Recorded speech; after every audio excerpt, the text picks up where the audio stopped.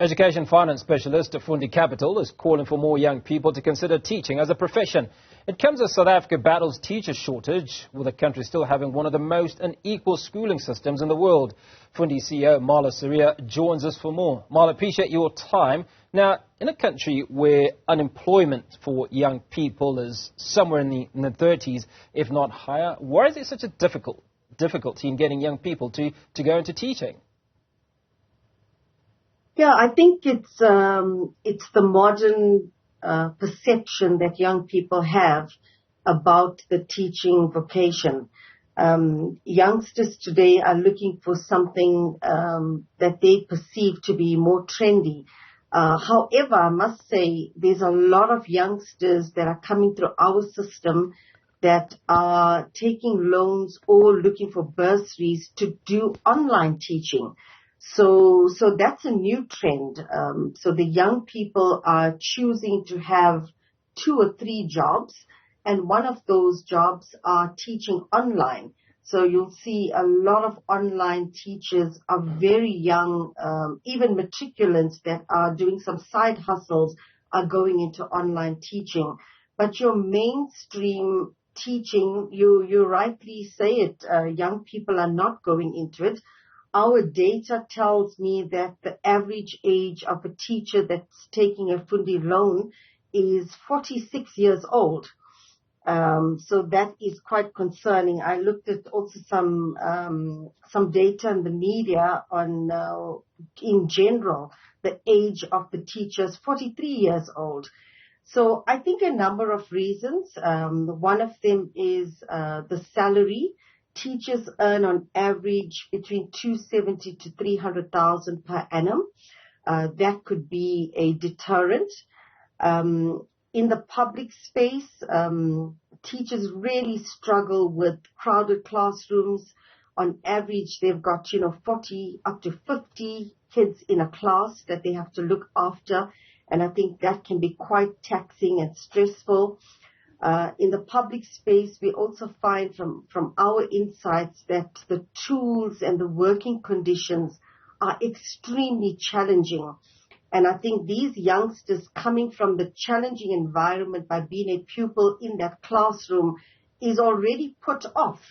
And then when they have to make a choice, it's not their first choice. So I guess those are some of the key reasons, I would say. So we're obviously losing teachers due to natural attrition, but how much of the teaching force is being lost to other countries where the conditions of livelihood are better? Yeah, we've seen quite a bit. If I look at our database, about 40% of our loan book is loans from teachers. And we see, we did some insights a few years ago to see, what has happened to these teachers after they've completed their studies and where have they gone. 10 to 15% have gone cross-border or have gone overseas.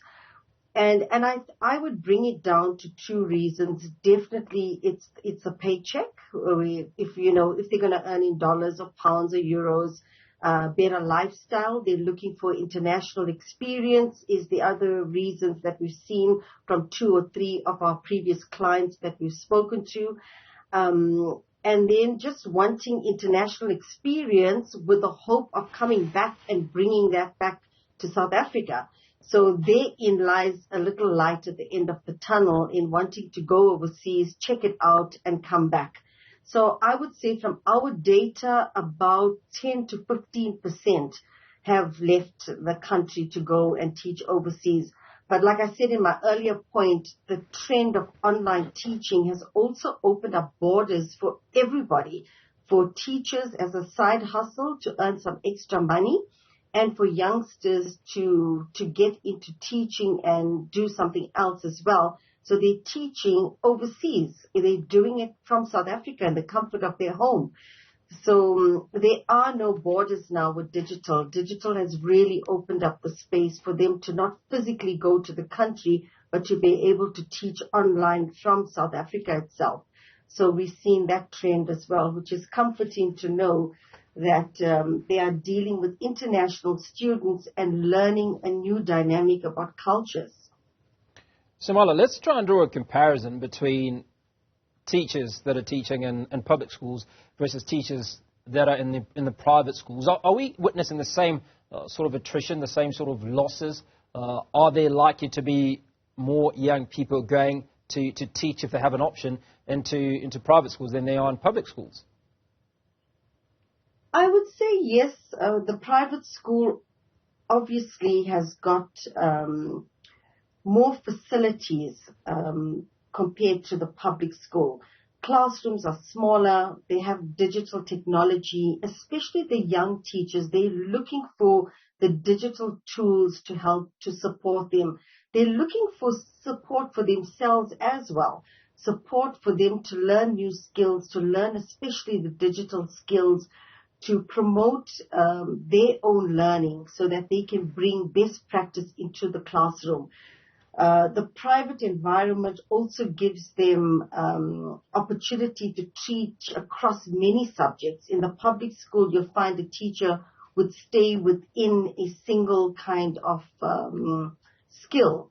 And that, I think, limits them to a huge degree. We've also seen, a lot of teachers in the public space quitting because of stress, and they're undervalued because they're not getting the support. The working conditions have not improved for years and years.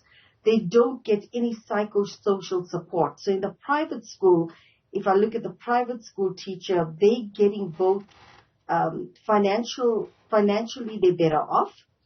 They're getting financial support to improve their studies and learn new skills. And they get all the soft skills support, psychosocial support, emotional support, coaching, mentoring. We find that there's a few schools that we support through Fundi Foundation. In those public schools, these teachers do not have the opportunity for any of the self-support. And I think that's the trend where if a young teacher is graduating, the first point of wanting to go into teaching is to say, let me find a job in the private sector because life is really going to be better. I'm going to be honored. I'm going to be valued a lot more. I'm going to get a better salary and I'm going to get more opportunities. It's just that perception of quality in the private sector versus all of the stresses that come with the public sector because of the lack of funding to upgrade technology, to upgrade, bathrooms. The kids are struggling with pit toilets still in 2023. Teachers don't want to work in environments like that. So that's a huge deterrent for teachers wanting to go into the public sector to teach. So it raises the question, Mala. When you talk to us about pit latrines in public schools, it raises the question of against what standard is the education department or the government measuring what would be the ideal? Because one would imagine that if these pit latrines have been around for so long, it's probably because government may not see the importance of the upgrade. It's conversations that have been going on for many, many years. Yeah, I think, it's also demand and supply. Government has done a tremendous amount to improve the school environment. We've seen, millions go into upgrades. However, it's not enough. We're looking at, there's 450,000 teachers. I think there's 27,000 public and independent schools in the country. And the government support is just not enough for the growing number of babies that are born and people that are getting to, students that are coming through the system.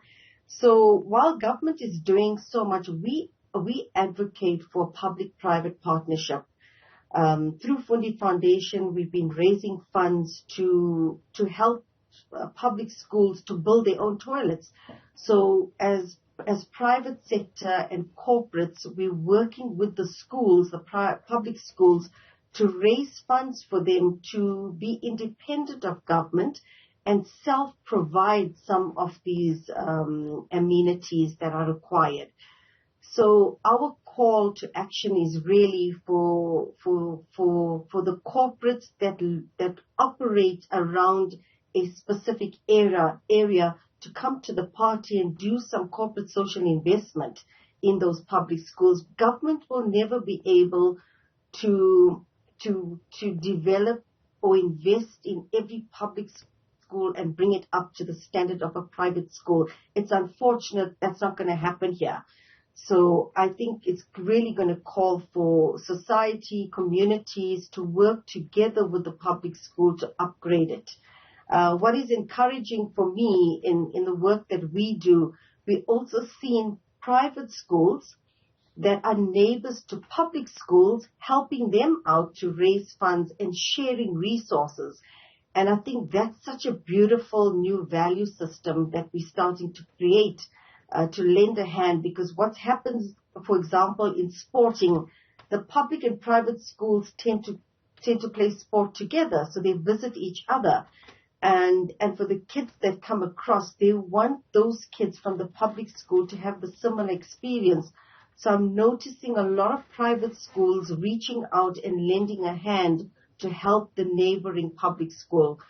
If we could get more of that, Hugo, I think that can be a beautiful story for South Africa on a public-private partnership to upgrade public schools. Certainly is. Mala Suriah, Fundi CEO, appreciate your time this afternoon.